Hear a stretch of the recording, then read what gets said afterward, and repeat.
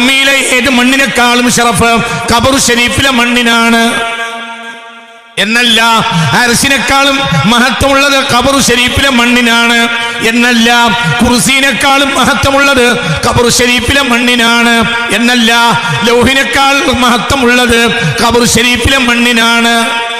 എല്ലാം അത് മുഹമ്മദ് മുസ്തഫ. അവിടുന്ന് മണ്ണെടുത്തു സയ്യിദുനാ ജിബ്രീൽ അലൈഹിസ്സലാം.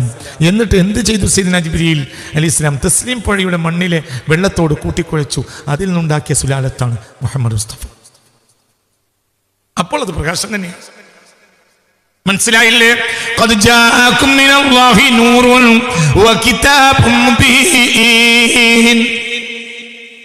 അതുകൊണ്ടാണ് ഉവൈസ് ചോദിച്ചത്, ഹൽ റഅയ്ത റസൂലല്ലാഹ്, റസൂലാനെ കണ്ടിട്ടുണ്ടോ? ആരോട് ചോദിക്കണേ? സഹാബികളോട്. ഖാലുനാ, അതേ കണ്ടിട്ടുണ്ട്. ഖാലല്ല, കണ്ടിട്ടില്ല. വലാകിന്നകും സ്വഹിബത്തുമൂഹു, നിങ്ങൾ സാവസിച്ചിട്ടേ ഉള്ളൂ, നിങ്ങൾ കണ്ട ആളല്ല. അത് വലിയൊരു പ്രകാശമാണ് മുഹമ്മദ് മുസ്തഫ. ആരോടാ പറയുന്നത്? ഉമറുൽ ഖത്താബിനോട്. ആരോടാ പറയുന്നത്? അലി ഇബ്നുൽ മുർത്തദാനോട്. ആരാ പറയുന്നത്? ഉവൈസ്. അള്ളാഹുവിന്റെ യഥാർത്ഥ അടിമ എന്നാൽ അള്ളാഹുവിൽ നിന്ന് വന്നിട്ടുള്ള കാര്യത്തിന്റെ മഹത്വത്തെ അയാൾ ഉൾക്കൊള്ളും എന്നതാണ്. അതാണ് യഥാർത്ഥത്തിൽ അള്ളാഹുവിന്റെ അടിമ. ആ മഹത്വം ചിലപ്പോൾ പലതിനും ഉണ്ടായേക്കും. ആ മഹത്വത്തെ അയാൾ ഉൾക്കൊള്ളും.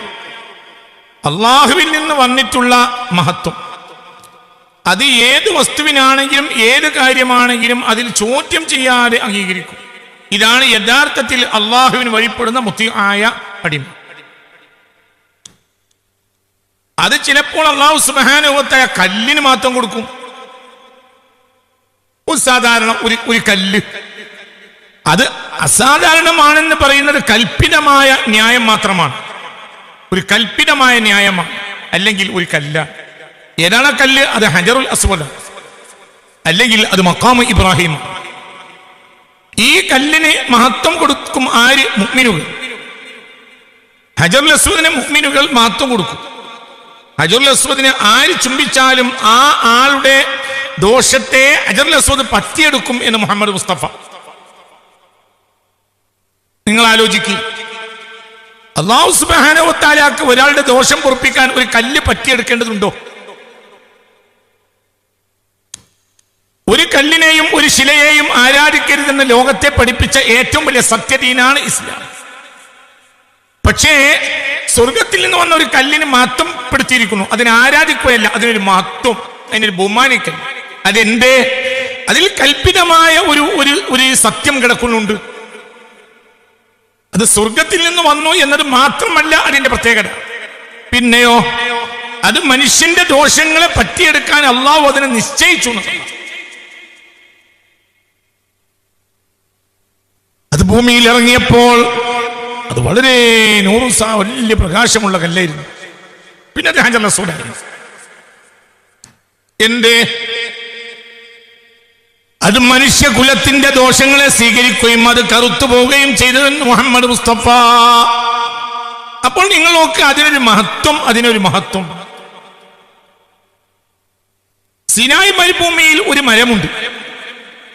ആ മരത്തെ അല്ലാഹു തആല മഹത്വപ്പെടുത്തി. ഇന്നും ആ മരം സംരക്ഷിച്ചു പോരുന്നു. മിസ്റിന്റെ അധികാരത്തിലാണ് ഇപ്പോൾ ആ മരമുള്ളത്. ഈ സംഭവം നടക്കുന്നത് 3500 കൊല്ലങ്ങൾക്ക് മുമ്പാണ്. BC 1400 സിസ്റ്റത്തിൽ 1406 ഇങ്ങനെയൊക്കെ ആയി സയ്യിദ്നാ മൂസ വഫാത്തായിട്ടുണ്ടാവും. മഹാനായ സയ്യിദ്നാ മൂസ അലൈഹിസ്സലാം. 3500ഓളം കൊല്ലത്തിന്റെ വ്യത്യാസം ഈ മരവും നമ്മളും തമ്മിൽ ഉണ്ട്. ആ മരം ഇന്നും പച്ചയായി നിലനിൽക്കുന്നു. മുസ്ലിം ലോകം മുഴുവനും ആ മരത്തെ കണ്ട് ബറക്കത്തെടുക്കുന്നു, ആദരിക്കുന്നു. എന്തുകൊണ്ട്? ആ അള്ളാഹുവിന്റെ പ്രത്യേകമായ പ്രകാശം ആ മരത്തിലേക്ക് വെളിവായി.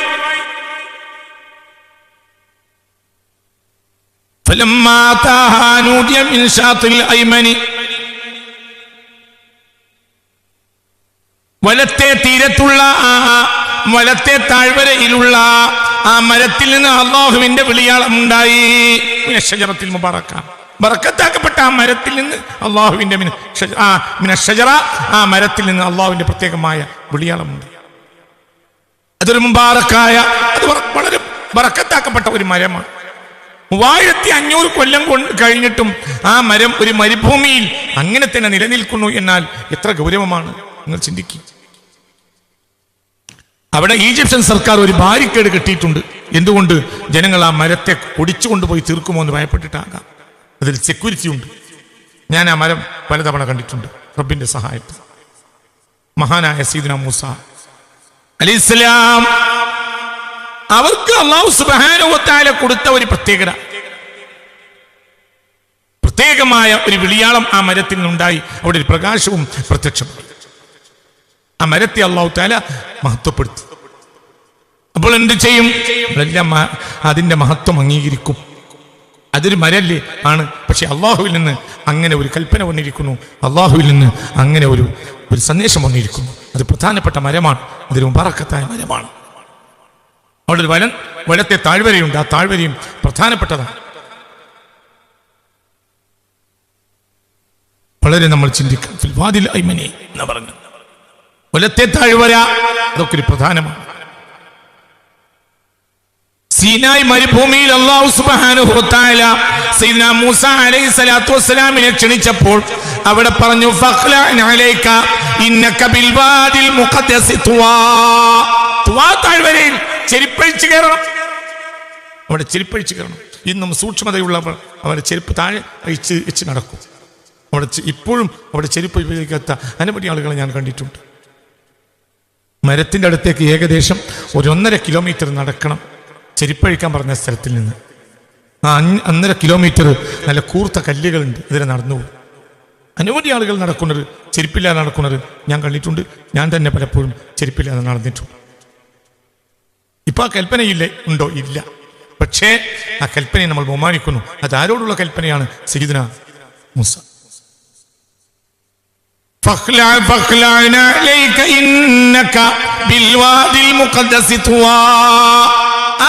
താഴ്വരയെത്തിയാൽ ചെരിപ്പഴിച്ചു ചിന്തിക്കൂ. ആ താഴ്വരയിലേക്ക് ദജ്ജാൽ അടുക്കുകയില്ലെന്ന് മഹാന്മാർ രേഖപ്പെടുത്തിയിട്ടുണ്ട്. അവിടെ ദജ്ജാൽ വരില്ല. അല്ലാഹു സുബ്ഹാനഹു വ തആല പ്രത്യേകത കൊടുത്ത താഴ്വരയാണ്. കാര്യം ഇങ്ങനെയാണെങ്കിൽ നിങ്ങൾ ചിന്തിച്ചു നോക്കി. അല്ലാഹു സുബ്ഹാനഹു വ തആല അധികാരം, അവനാണ് അധികാരി. നമ്മുടെ ബുദ്ധിക്ക് അവിടെ നമ്മുടെ ബുദ്ധിക്ക് അത്തരം കാര്യങ്ങളിൽ ഒരു ന്യായവും ഇല്ല, ഒരു പ്രവേശനവും ഇല്ല. അങ്ങനെ അല്ലാഹു പറഞ്ഞിട്ടുണ്ടോ? അതേ ഉണ്ട്. എന്നാൽ അതിനെ ആദരിക്കൽ നമ്മുടെ കടമയാണ്. അപ്പൊ നമ്മൾ ആരാവും? നമ്മൾ അബ്ദും അവൻ മഅബൂദും ആവും. ഇല്ലെങ്കിലോ നമ്മൾ നിഷേധിയാവും. നിഷേധിക്കാണ് അറബിയിൽ കാഫിർ എന്ന് പറയുന്നത്. അല്ലാഹു നമ്മളെ കാത്തിരക്ഷിക്കട്ടെ. ചിന്തിക്കണം, വളരെ ചിന്തിക്കണം. ഇവിടെ ഞാൻ പറയുന്നത് ഒരു കല്ലിനെ പറ്റിയുമല്ല, ഒരു മരത്തെ പറ്റിയുമല്ല, ഒരു മലന്താഴ്വരെ പറ്റിയുമല്ല, ഒരു മലയെ പറ്റിയും അല്ല. പിന്നെയോ മാനവകുലം കണ്ട വലിയ മനുഷ്യനെ പറ്റിയാ മുഹമ്മദ് മുസ്തഫ, അള്ളാഹുവിന്റെ ഏറ്റവും വലിയ ദൂതൻ മുഹമ്മദ് മുസ്തഫ, പുണ്യ മുഹമ്മദ് മുസ്തഫ. അത് മനസ്സിലാക്കാൻ കഴിയാത്തവർ ടീമുണ്ടാവില്ല. അത് മനസ്സിലാക്കാൻ കഴിയാത്തവർ മുത്തി ആവൂല. അത് മനസ്സിലാക്കാൻ കഴിയാത്തവർ അബ്ദാവൂല. അവർ അബ്ദല്ല. ചിന്തിക്കും. ഇത് കേവലം ഖുർആൻ കൊണ്ടുവന്ന ഒരാൾ മാത്രമാണ് എന്ന് വിശ്വസിക്കുന്ന മുസ്ലിം നാമധാരികളുടെ കാലത്താണ് ഞാനിത് പറയുന്നത്. ഇത് ഖുർആൻ കൊണ്ടുവരാൻ ഏൽപ്പിക്കപ്പെട്ട ഒരു വ്യക്തി മാത്രമാണ്. ആ ആളെപ്പറ്റി ഇനി ചിന്തിക്കുന്നതിൽ പ്രസക്തിയില്ല എന്നാണ് വലിയൊരു ശതമാനം, വലിയ ഒരു വിഭാഗം മുസ്ലിമീങ്ങൾ, മുസ്ലിം നാമധാരികൾ. മുസ്ലിമീങ്ങളെന്ന് അവരെ പറയാമതല്ല, മുസ്ലിം നാമധാരികൾ. അതിനെല്ലാം അടിസ്ഥാനം മുഹമ്മദ് ബിൻ അബ്ദുൽ വഹാബാണ്. അയാളാണ് സത്യത്തിൽ ഈ തിന്മയുടെ മുഴുവനും സംസ്ഥാപകൻ. വളരെ ചിന്തിക്കണം. പുണ്യ റസൂൽ, അത് അല്ലാഹുവിന്റെ പ്രത്യേക പ്രകാശമാണ് മുഹമ്മദ് മുസ്തഫ. ശരീരം മാനുഷികമല്ലേ? അതെ, മനുഷ്യൻ തന്നെയാണ്. പക്ഷേ നമ്മൾ വിചാരിക്കുന്ന മനുഷ്യനല്ല. قد جاءكم من الله نور وكتاب مبين يهدي به الله من اتبع رضوانه سبل السلام ويخرجهم من الظلمات إلى النور ويخرجهم من الظلمات إلى النور بإذنه ويهديهم ഇലാ സിറാത്തിൻ മുസ്തഖീം.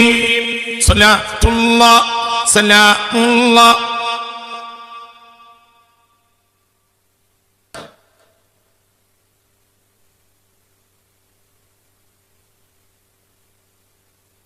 ഏതാ അധ്യായം? മാഇദ അധ്യായത്തിന്റെ 16-ാമത്തെ വചനം.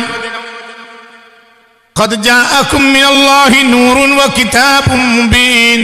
15 യഹ്ദീ ബിഹില്ലാഹു മൻ ഇത്തബഅ റിദ്വാനഹു സുബുലസ്സലാം വയുഖ്രിജുഹും മിനൽ ളുലുമാതി ഇലൻ നൂർ ويخرجهم من الظلمات إلى النور بإذنه ويهديهم إلى صراط مستقيم.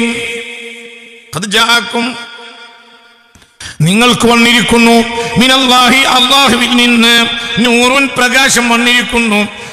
ഹുവൻ നബിയ്യു സ്വല്ലല്ലാഹു അലൈഹി വസല്ലം, അത് മുഹമ്മദ് നബിയാണ്. പ്രകാശം മുഹമ്മദ് മുസ്തഫ. അവർക്ക് പറ മുഹമ്മദ് മുസ്തഫ പ്രകാശമാണ്. ആരെ പറഞ്ഞു? മുഫസ്സിരീങ്ങൾ. ഇത് ഇമാം സ്വാബി തങ്ങളുടെ തഫ്സീർ സ്വാബിയാണ്. ഖദ് ജാഅകും നിങ്ങൾക്ക് വന്നിരിക്കുന്നു മിനല്ലാഹി അല്ലാഹുവിൽ നിന്ന് നൂറുൻ പ്രകാശം വന്നിരിക്കുന്നു. ഹുവൻ നബിയ്യു സ്വല്ലല്ലാഹു അലൈഹി വസല്ലം. എല്ലാ മുഫസ്സിരീങ്ങളും ഹുവൻ നബിയ്യു സ്വല്ലല്ലാഹു അലൈഹി വസല്ലം, അത് മുഹമ്മദ് മുസ്തഫ. ഖദ് ജാഅകും മിനല്ലാഹി നൂറുൻ വകിതാബും മുബീൻ. മുഹമ്മദ് മുസ്തഫയെ കേവലം ഒരു മനുഷ്യനായി മനസ്സിലാക്കിയവർക്ക് അള്ളാഹുവിൽ നിന്ന് ലഭിച്ച യഥാർത്ഥ നബിയെ സ്വീകരിക്കാൻ കഴിയുകയില്ല. അള്ളാഹു പറഞ്ഞത് നൂറുൻ പ്രകാശമാണ് മുഹമ്മദ് മുസ്തഫ. ഇത് പറയുന്നത് വ്യാഖ്യാനം പറഞ്ഞതാരാ? ഫസ്സിരിങ്ങൾ. അവരാ കുബാരിങ്ങളായ ലോകം കണ്ട ഇമാമിങ്ങളാ, ഒരു കഫറുകളല്ലല്ലോ. ഖുർആൻ ദുർവ്യാഖ്യാനം ചെയ്ത കഫറല്ലേ? മനസ്സിലാവുണ്ട് പറഞ്ഞത്? എന്താ നിങ്ങൾ ചിന്തിക്കാത്തത്? من فسر القرآن برأيه فليتبوأ مقعده من النار. ആരെങ്കിലും തോന്നിയതുപോലെ ഖുർആൻ വ്യാഖ്യാനിച്ചാൽ അവൻ നരകത്തിൽ സീറ്റ് ഉറപ്പിച്ചു കൊള്ളട്ടെ എന്ന് മുഹമ്മദ് മുസ്തഫ. ഈ വ്യാഖ്യാനം പറഞ്ഞതാരാ? ലോകം കണ്ട മുഫസ്സിറായ ഇമാം സ്വാബി, ഇമാം റാസി, ഇവിടെ അടക്കമുള്ള മഹാന്മാരൊക്കെ, ഇമാം ഖുർത്തുബി, ഇവരൊക്കെ പറഞ്ഞു ആരാ പ്രകാശം? പ്രകാശം മുഹമ്മദ് മുസ്തഫ. അത് ഖുർആനാണോ? ഖുർആൻ അപ്പുറത്ത് പറഞ്ഞു ഖദ് ജാഅകും മിനല്ലാഹി നൂറുൻ വകിതാബും മുബീൻ. നിങ്ങൾക്ക് പ്രകാശവും കിട്ടിയിട്ടുണ്ട്, നിങ്ങൾക്ക് കിതാബിന് വ്യക്തമായ കിതാബും കിട്ടിയിട്ടുണ്ട്. രണ്ടാൾ രണ്ടെന്നുള്ള എല്ലായിടത്തും പറഞ്ഞു. മനസ്സിലായില്ലേ? ലഖദ് മന്നല്ലാഹു അലൽ മുഅ്മിനീന ഇദ് ബഅത ഫീഹിം റസൂലൻ മിൻഹും യത്ലു അലൈഹിം ആയാതി റസൂലും കിതാബും. ഇവിടെ അങ്ങനെ തന്നെ റസൂലും കിതാബും. റബ്ബനാ വബഅത ഫീഹിം റസൂലൻ മിൻഹും യത്ലു അലൈഹിം ആയാതി റസൂലും കിതാബും. മനസ്സിലായില്ലേ? പ്രകാശാര മുഹമ്മദ് മുസ്തഫ. കിതാബിന് വേറെ പറയുന്നുണ്ട്. ഖദ് ജാഅകും നിങ്ങൾക്ക് വന്നിരിക്കുന്നു മിനല്ലാഹ് അല്ലാഹുവിൽ നിന്ന് നിങ്ങൾക്ക് വന്നിരിക്കുന്നു നൂറുൻ ഒരു മഹാപ്രകാശം വന്നിട്ടുണ്ട്. അപ്പോൾ അത് മനുഷ്യനല്ലേ? അതേ പച്ച പ്രകാശമാണ്. അത് മനുഷ്യ ശരീരമല്ലേ? അതേ പച്ച പ്രകാശമാണ്. അത് ആമിന അബ്ദുള്ള എന്നവരുടെ പുത്രനല്ലേ? അതേ പച്ച പ്രകാശമാണ്. അത് അബ്ദുൽ മുത്തലിബിന്റെ പേര് മകനല്ലേ? അതേ പച്ച പ്രകാശമാണ്. ശരീരം എന്താണെന്ന് തീരുമാനിക്കേണ്ടത് അല്ലാഹു ആണ്. ചിന്തിക്ക്. ഇന്നമൽ മുശ്രികൂന നജസുൻ. ഏകരക്ഷിതാവായ പ്രപഞ്ചനാഥനായ അല്ലാഹുവിൽ ഇലൂഹിയത്തിൽ പങ്കു ചേർക്കുന്ന ആളുകൾ, അവന് പകരം വേറെ ദൈവത്തെ സ്ഥാപിക്കുന്ന ആളുകൾ, അവർ നജസാണ് എന്ന് വിശുദ്ധ ഖുർആൻ. ശരീരം മണ്ണല്ലേ? അതേ പച്ച നജസാണ്. മനസ്സിലായില്ല? ഇത് ശരീരം മണ്ണല്ലേ? അതെ പക്ഷെ പ്രകാശമാണ്. അതോ ശരീരം മണ്ണല്ലേ? അതെ പക്ഷെ നജസാണ്. നിങ്ങളുടെ കൂടെ ഇല്ല. അപ്പുറത്ത് അങ്ങനെ പറഞ്ഞിട്ടുണ്ടല്ലോ. എങ്ങനെ പ്രകാശാകുക? എടോ, ശരീരം കൊണ്ട് മണ്ണോട് പടക്കപ്പെട്ട ശരീരത്തെ വേറെ സ്ഥലത്ത് നജസ് കണ്ടിട്ടില്ലേ? ഇന്നമൽ മുശ്രികൂന. പറ, ഇന്നമൽ മുശ്രികൂന നജസ്. നജസ് ബഹുദൈവ വിശ്വാസികൾ നജസാണ്. ഇതിന്റെ വ്യാഖ്യാനം എന്താണെങ്കിലും പറഞ്ഞങ്ങനല്ല. നജസ് നജസ്. കാരണം ഏകനായ തമ്പുരാൻ ഇലാഹാണ്, ഈ പ്രപഞ്ചനാഥൻ അധിപതി എന്ന കാര്യത്തിൽ നിസ്തർക്കം. അതിലാര് പങ്കു ചേർത്താലും നജസാണ്. ഇന്നമൽ മുശ്രികൂന നജസുൻ. ഒരു സ്ഥലത്ത് ഖദ് ജാഅകും മിനല്ലാഹി നൂറുൻ വകിതാബും മുബീൻ. നിങ്ങൾക്ക് അല്ലാഹുവിൽ നിന്ന് ലഭിച്ചിട്ടുണ്ട്.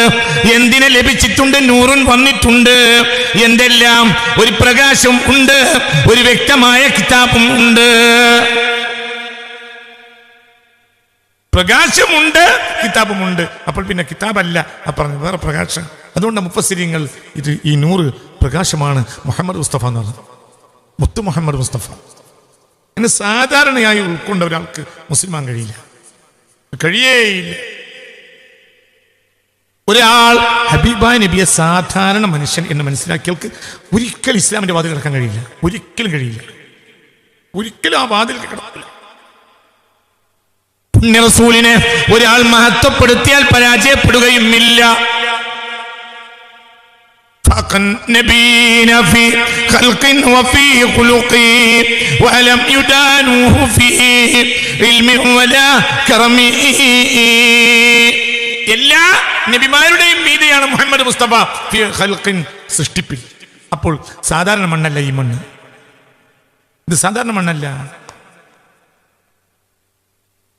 മുത്ത് മുഹമ്മദ് മുസ്തഫ സല്ലല്ലാഹു അലൈഹി വസല്ലമയെ ഊട്ടിയത് അനവധി മഹാന്മാർ രേഖപ്പെടുത്തിയതായി കാണാം. അവിടുത്തെ ഖബർ ഷരീഫിന്റെ മണ്ണെടുത്തിട്ട് അത് തസ്നീം പുഴയുടെ വെള്ളത്തിലേക്ക് ചേർത്ത് അതുകൊണ്ടുണ്ടാക്കിയ തടിയാണ് മുഹമ്മദ് മുസ്തഫ. അപ്പൊ സാധാരണ സുലാലത്തല്ലാതെ ഒരുപാട് മഹാന്മാർ അത് രേഖപ്പെടുത്തിയിട്ടുണ്ട്. രേഖകൾ ഞാൻ കാണിക്കും. അനുഭവി ഇമാമിങ്ങൾ അത് രേഖപ്പെടുത്തിയിട്ടുണ്ട്. സാധാരണ മണ്ണല്ല, ഖബർ ഷരീഫിന്റെ മണ്ണ്. ഖബർ ഷരീഫോ അർശ് കുർസിനേക്കാളും വലുതാ. അർശിനേക്കാൾ മുഅല്ലം ഖബർ ഷരീഫ. അർശിനേക്കാൾ, കുർസിനേക്കാൾ, ലൗഹിനേക്കാൾ, കലമിനേക്കാൾ അഫ്ളലായത് ഖബർ ഷരീഫ.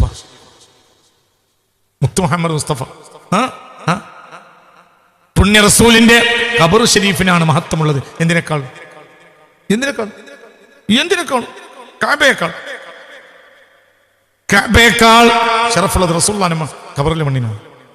ആ ഖബർ ഷരീഫ ആ ശരീരം സ്പർശിക്കുന്ന ആ ഭാഗത്താണ് ഏറ്റവും പ്രധാനം. എന്തിനേക്കാൾ?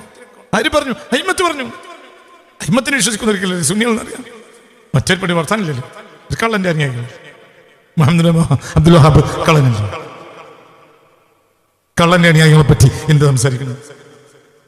അവര് മൗലിദ് ലോകം മൗലിദ് നേർച്ച അവര് റബീഉൽ അവ്വൽ 12 മൗലിദ് കഴിക്കണമെന്ന് പറഞ്ഞാൽ നിങ്ങൾ കഴിക്കരുത്.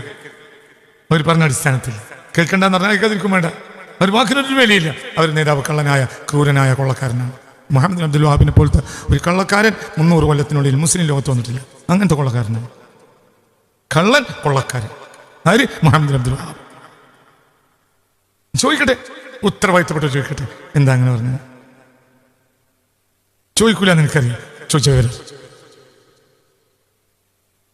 അവര് പറഞ്ഞ അടിസ്ഥാനത്തിൽ ചെയ്യും വേണ്ട, ചെയ്യാതിരിക്കും വേണ്ട. എന്തുകൊണ്ട്?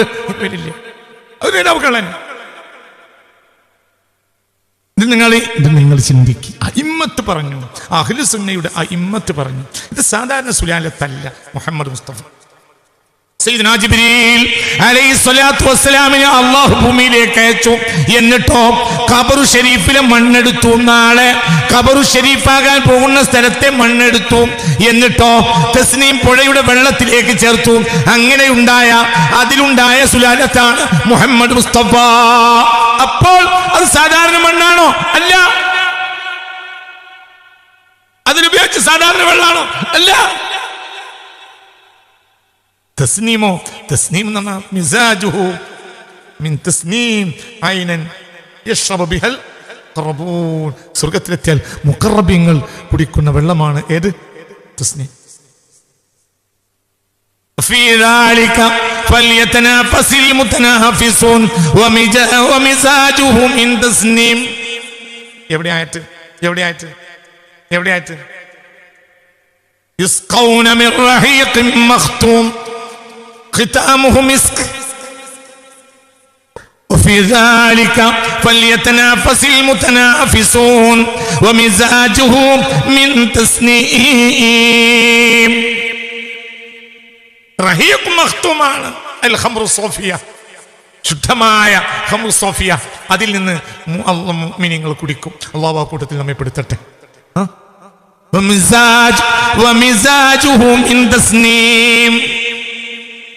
അവരാ റഹീഖുൽ മഖ്തൂമിൽ ഉപയോഗിക്കുക, അതിൽ കൂട്ടുന്ന വെള്ളം തസ്നീം പുഴയിൽ നിന്നാണ്. തസ്നീം പുഴയോ സ്വർഗത്തിലെ അത്യുന്നത പുഴയാണ്. ഏത്?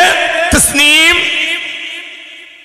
ആ തസ്നീം പുഴയുടെ വെള്ളം ഖബർ ഷരീഫിലെ മണ്ണിലേക്ക് ചേർത്തു എന്നൊരുപാട് ഇമാമിങ്ങൾ രേഖപ്പെടുത്തിയിട്ടുണ്ട്. ആ ഇമാമിങ്ങളൊക്കെ മുസ്ലിം ലോകം അംഗീകരിക്കുന്ന ഇമാമിങ്ങളാണ്. മനസ്സിലായില്ലേ? ചിന്തിക്ക്. മിൻ തസ്നീം സ്വലാത്തുല്ലാഹ് സലാമുല്ലാഹ്.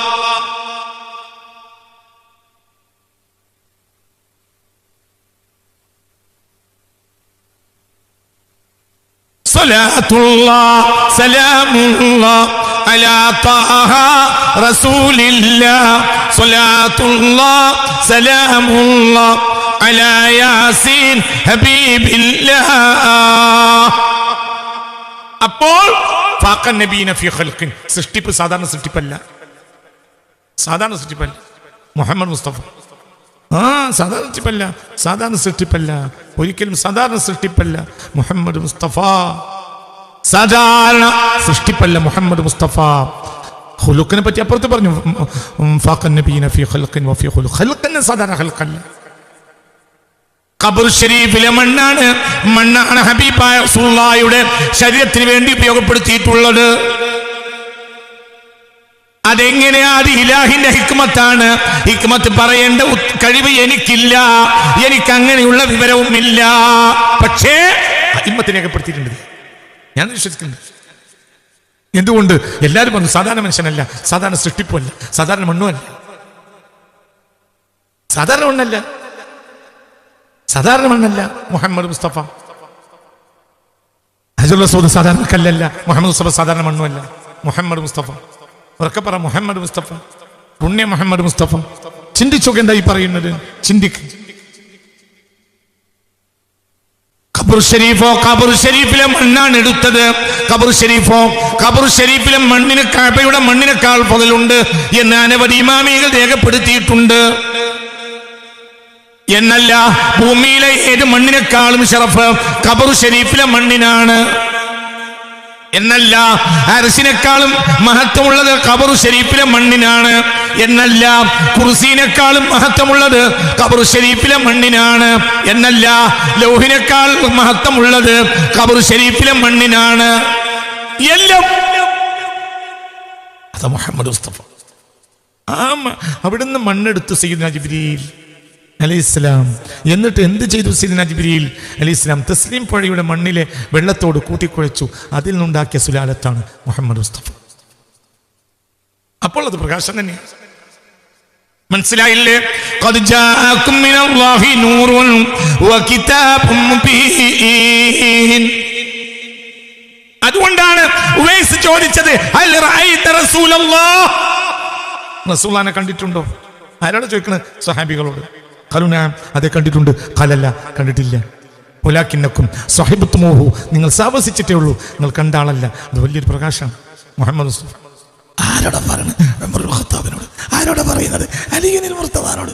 ആരാ പറയുന്നത്? ഉവൈസ്. ഒന്ന് ഉറക്കെ പറയാറൊന്നും. സയ്യിദ്നാ ഉവൈസ്. ഉവൈസിന്റെ ഈ ഉവൈസാര, നീ ഉവൈസിനെ തള്ളാൻ പറ്റുമോ? ഉവൈസാര, ഉവൈസ് സയ്യിദ് ഫളാഇൽ ഉവൈസ് എന്ന അധ്യായത്തിലെ ഇമാം ബുഖാരി അടക്കം ഇമാം മുസ്ലിം അടക്കം ഫളാഇൽ ഉവൈസ്, ഉവൈസിന്റെ മഹത്വം എന്ന് പറഞ്ഞ് ഹദീസില്ലേ?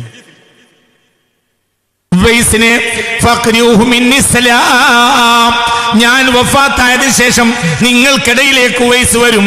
ഉവൈസിനെ കൊണ്ട് നിങ്ങൾ ദുആ ചെയ്യിപ്പിക്കുകയും വേണം, ഉവൈസിന് നിങ്ങൾ സലാം പറയുകയും വേണം എന്ന് മുഹമ്മദ് മുസ്തഫ.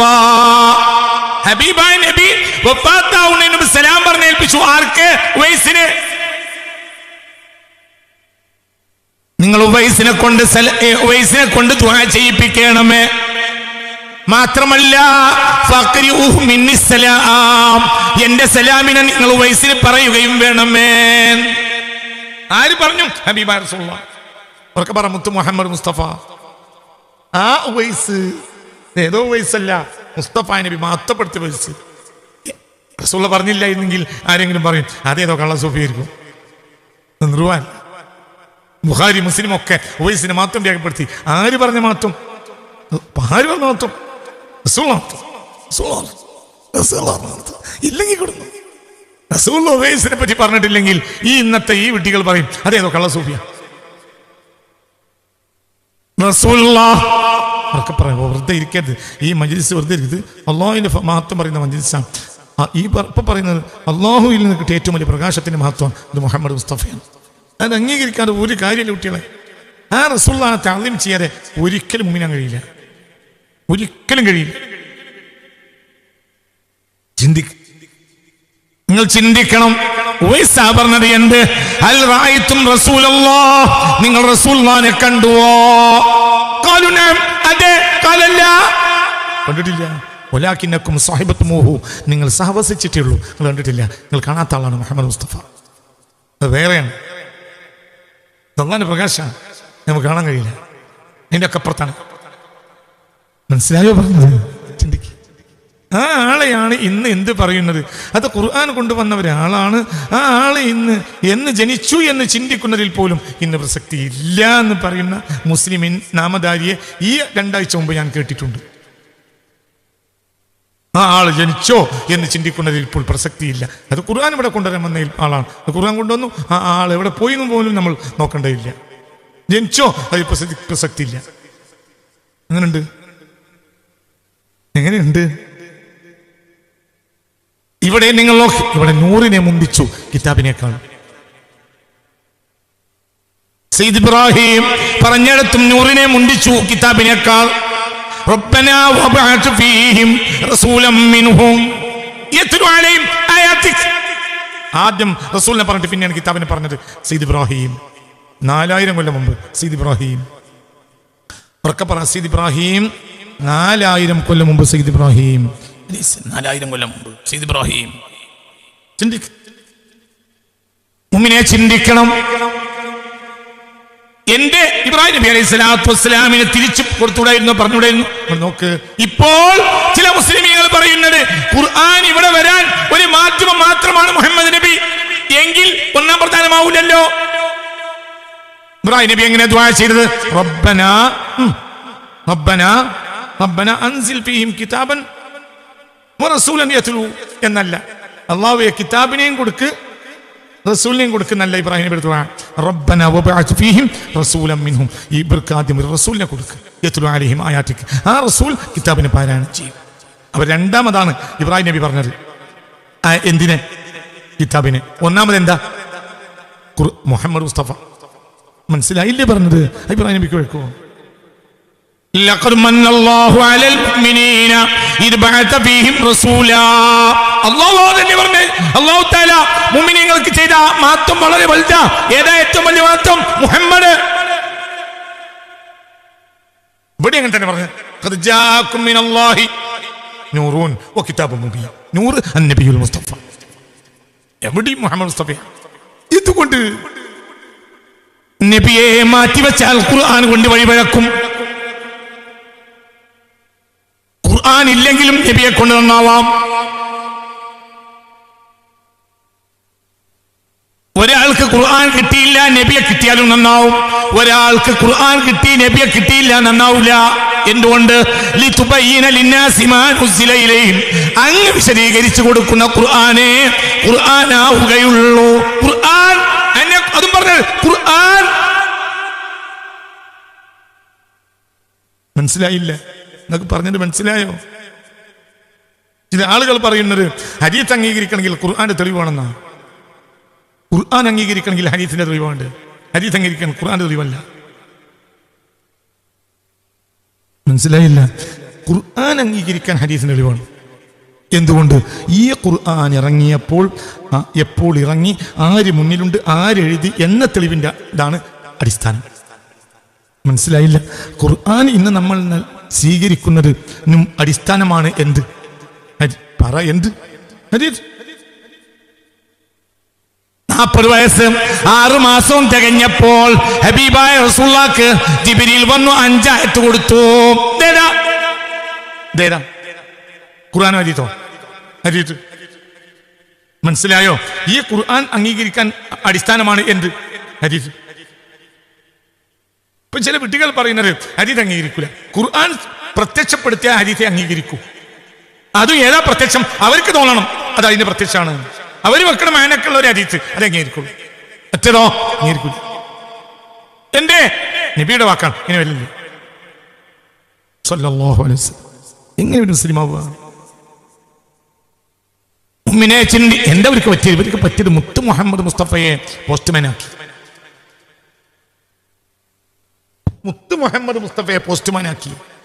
മുഹമ്മദ് മുസ്തഫ മുഹമ്മദ് മുസ്തഫ മുഹമ്മദ് മുസ്തഫ മുത്ത് മുഹമ്മദ് മുസ്തഫ സല്ലല്ലാഹു അലൈഹി വസല്ലമയെ പോസ്റ്റ്മാനാക്കി. സലാക്കി. ചിന്തിക്ക്, ഉമ്മിനെ ചിന്തിക്കണം. അതുകൊണ്ട് ഖദ് ജാഅകും മിനല്ലാഹി നൂറുൻ വകിതാബും മുബീൻ.